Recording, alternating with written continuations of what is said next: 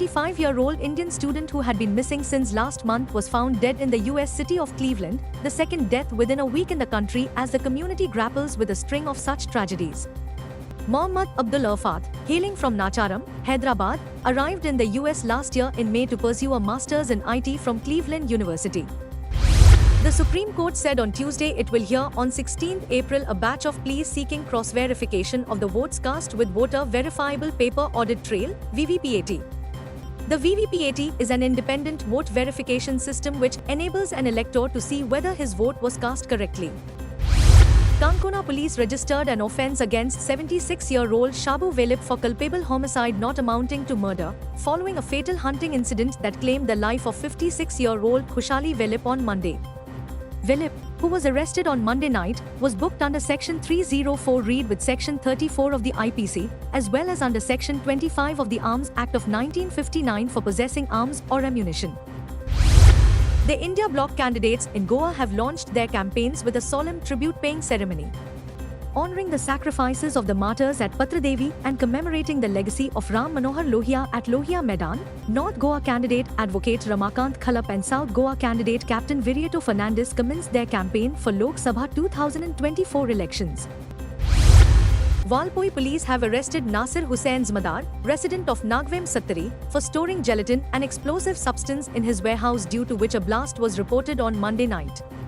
According to sources, the gelatin was stored illegally. Many houses in the vicinity are severely damaged. The Office of the Chief Electoral Officer, CEO, has initiated a focused training and awareness campaign on electronic voting machines, EVMs, and voter verifiable paper audit trail systems, VVPATs, ahead of 2024 Lok Sabha election. The CEO office conducted training and awareness campaigns in all the 40 assembly constituencies, at district collector and office of Mamlatdar, and also at various public places and educational institutions across the state. Gudi Padwa festival was celebrated across Goa with great fervour on Tuesday. Hindus across Goa came together to commemorate the Hindu New Year with houses filled with colour and goodies. The melodious sound of dhol and tashe echoed across the state as locals joyously celebrated Gudi Padwa.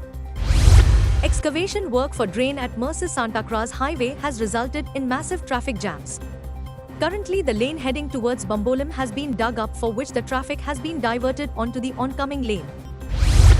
A head-on collision between a two-wheeler and a four-wheeler was reported at Nanoda Kasrapal on Monday late night.